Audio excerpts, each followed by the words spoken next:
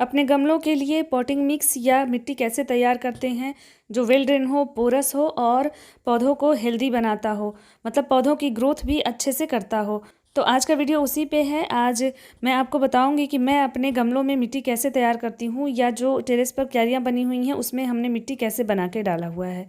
तो चलिए आज का वीडियो शुरू करते हैं। बहुत ही इन्फॉर्मेटिव होने वाली है ये वीडियो। अगर आप बिगनर्स हैं तो बहुत ही ज़्यादा आपको काम आएगा ये। और मैं अपनी मिट्टी कैसे बनाती हूँ ये भी आप लोग देख लीजिए, जो सालों साल चलती है। और इसके बाद जो है बहुत जनरल सी मिट्टी मैं बनाती हूँ, क्योंकि बाद में भी हमें बहुत सारी कंपोस्टिंग करनी पड़ती है साल भर अपने पौधों की ग्रोथ के लिए। तो वो ऑर्गेनिक फर्टिलाइज़र्स वगैरह मैं यूज़ करती रहती हूँ। तो चलिए आज की मिट्टी पहले बनाना सीख लेते हैं कि कैसे जनरल मिट्टी तैयार कर लेते हैं जो सालों साल चलती है। हमारे यहाँ का टेम्परेचर जो है वो मैक्सिमम 40 to 42 डिग्री गर्मियों में चला जाता है, और सर्दियों में 15 डिग्री मान सकते हैं मिनिमम जाता है, या कभी 2-4 दिन के लिए 10 से नीचे भी जाता है, ऐसा नहीं है, लेकिन वो बहुत कम समय के लिए जाता है। तो हम ये मान सकते हैं कि मिनिमम 15 डिग्री और मैक्सिमम 40 डिग्री तक का टेम्परेचर होता है हमारे तरफ। तो उस हिसाब से जो मैं मिट्टी बनाती हूँ वो हमारे यहाँ काफ़ी अच्छी होती है और पौधों की ग्रोथ भी काफ़ी अच्छी होती रहती है। तो मैं कैसे बनाती हूँ मिट्टी, चलिए देखते हैं। तो हम एक रेशियो बनाते हैं, जैसे कि अगर 100% हमें पॉटिंग मिक्स तैयार करना हो अपने पौधों के लिए, गमलों में डालने के लिए, तो आपको मैं इस तरह से बताती हूँ। मैंने यहाँ पे एक गमला ले लिया है और उसी से मैं सारा रेशियो आपको दिखाती हूँ। साथ में मैं ये भी बता दूँगी कि कितना % क्या चीज़ होती है। मेरा मानना है कि गार्डनिंग को जितना इजी तरीके से किया जाए उतना अच्छा होता है। अगर हम उस पर ज़्यादा वर्क करते हैं तो बहुत अच्छी बात है, नहीं तो हम जनरल चीज़ों से, घर के ही चीज़ों से हम काफ़ी कुछ कर सकते हैं अपने गार्डन के लिए। तो बहुत ही मैं नॉर्मल सी मिट्टी बनाती हूँ, बहुत इसमें कुछ भी आपको बाहर से लाने की ज़रूरत नहीं पड़ेगी। तो यहाँ पे एक रेशियो बना लीजिए। जैसे मैंने ये एक पॉट लिया हुआ है, एक छोटा सा गमला है जो 8 इंच का है। तो मान लीजिए कोई भी आप एक रेशियो बना लीजिए, कोई भी चीज़ ले लीजिए नापने के लिए। तो इस गमले से भर के मैंने 2 गमले मिट्टी लिए हुए हैं, और यहाँ पे हमारा रेशियो 40-40 और 20 का होगा। तो 40% मैंने गार्डन सॉयल, मतलब खेत की जो मिट्टी आती है वो यूज़ किया है, और जो है 40% यानी कि 2 ही गमले से नाप करके मैंने लिए हैं यहाँ पे बजरी या लाल वाला जो बालू आता है हमारे तरफ, वो लेंगे। तो ये 40-40 का मिक्सचर तैयार कर लेंगे। तो बालू या बजरी हम इसलिए यूज़ करते हैं कि ये हमारी मिट्टी को पोरस बनाता है, और जो है इसमें से वेल ड्रेन मिट्टी ये बनती है, पानी जब आसानी से इसमें से निकल जाता है, मतलब ये पानी को होल्ड नहीं करता है अपने अंदर, जो कि पौधों के लिए काफ़ी ज़रूरी है। क्योंकि अगर गमले की मिट्टी पोरस नहीं होगी, उसमें पानी रुकेगा मिट्टी के अंदर, तो मिट्टी ज़्यादा दिन तक गीली रहेगी, तो वो पौधों की जड़ों को ज़्यादा देर तक नमी रखेंगे, तो उसमें फंगस लगने का डर होगा, जो कि पौधे की ग्रोथ के लिए अच्छा नहीं होता है। तो यहाँ पे मैंने 2 गमले भर के लिए हैं मिट्टी, और इसके बाद 2 गमले ही भर के लिए हैं मैंने बजरी या लाल बालू।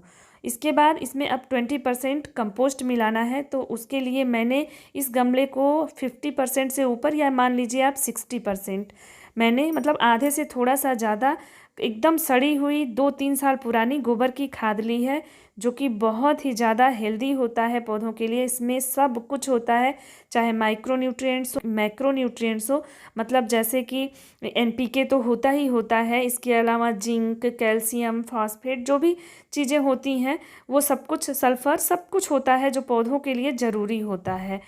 तो इसलिए मैंने यहाँ पे गोबर की सड़ी हुई खाद ली है, और गोबर की सड़ी खाद ही लेनी है। इसकी पहचान ये है कि अगर आपकी गोबर की खाद एकदम भुरभुरी होनी चाहिए, और जितनी ही ज़्यादा वो काली होगी उतनी ही ज़्यादा वो पकी हुई खाद है, मतलब कि अच्छे से डिकम्पोज्ड है। तो वैसे हम चाहें तो गोबर की खाद को ही भर के एक गमला इसमें डाल दें, मतलब कि 20% पूरा गोबर की खाद ही मिला दें, तो एक जनरल मिट्टी तैयार हो जाती है, और ये मिट्टी भी अच्छी बनेगी।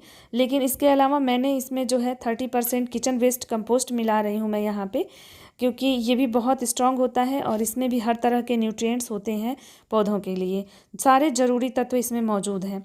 तो इसलिए मैंने 30% इसको ले लिया है। बाकी 10% में 6% वर्मी कंपोस्ट ऐड कर देंगे, और 4% जो है नीम खली। तो ये रेशियो तैयार हो गया कंपोस्ट का। मतलब ये एक गमले का मैं आपको रेशियो बता रही हूँ कि इसमें 60% मैंने सड़ी हुई गोबर की खाद मिलाई है, 30% किचन वेस्ट कंपोस्ट मिलाया है और 10% में मैंने 6% जो है वर्मी कंपोस्ट और 4% नीम खली। तो ये हमारा कंपोस्ट तैयार हो गया। ये एक जनरल सी मिट्टी एकदम तैयार हो गई है। और इसके अलावा आप चाहें तो इसमें बोन मील और कोकोपीट भी मिला सकते हैं। मैं नहीं मिला रही हूँ क्योंकि हमारे यहाँ के मौसम के हिसाब से या मेरे पौधों की जो ग्रोथ है फ़िलहाल उस हिसाब से मेरे लिए ये मिट्टी बहुत ज़्यादा सूटेबल है।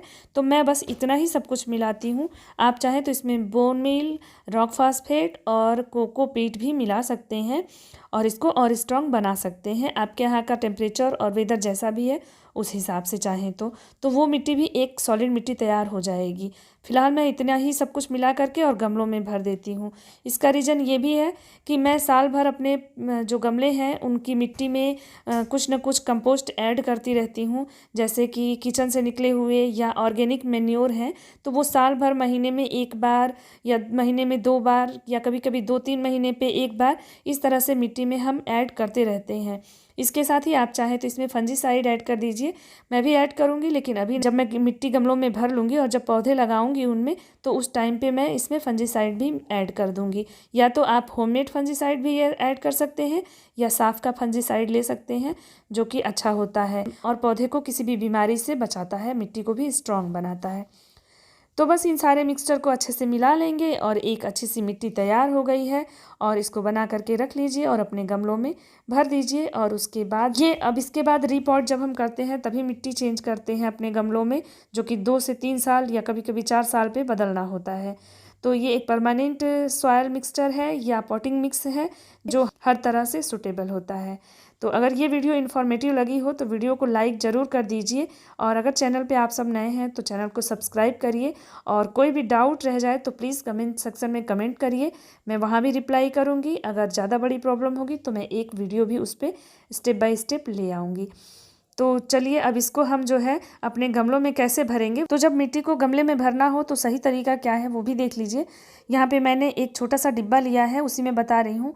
अगर आपका गमला जितना भी बड़ा है, एक या बड़ा उसमें होल होना चाहिए और उसको इस तरह से ठिकरी से या किसी छोटे छोटे कंकड़ से आप उसको ऐसा ढकिए कि वो उसमें से पानी ड्रेन हो सके, ये ध्यान रखिएगा। और उसके बाद उसके ऊपर से इस तरह से मिट्टी भर दीजिए। पहले स्टार्टिंग में जब मिट्टी आप भर रहे हो तो गमले को एकदम ऊपर तक भरिए, क्योंकि जब हम पानी डालेंगे, पौधा लगाएंगे तो वो 1 से 2 इंच या 3 इंच तक मिट्टी दबेगी और नीचे जाएगी। तो इसलिए आप स्टार्टिंग में फुल भर सकते हैं और उसके बाद फिर जैसा भी लगे आपको, जब मिट्टी दब जाएगी, देखिए यहाँ पे मैंने सारे भी डिब्बों में और कुछ वेस्ट मटेरियल से मैंने बनाए हैं पॉट्स, उन सब में मिट्टी इस तरह से भर के रख दिया है। और अब ठंडियों की तैयारियां शुरू हो गई हैं तो इस तरह से आप भी अपनी मिट्टी बना करके और गमलों में भर सकते हैं। अगर ये वीडियो अच्छा लगा है तो लाइक कर दीजिएगा, चैनल पे नए हैं तो चैनल को सब्सक्राइब कर दीजिएगा। कोई डाउट हो तो कमेंट सेक्शन में कमेंट करिए। तो एक और इन्फॉर्मेटिव वीडियो लेकर के फिर जल्द ही मिलते हैं, तब तक के लिए थैंक यू, बाय बाय।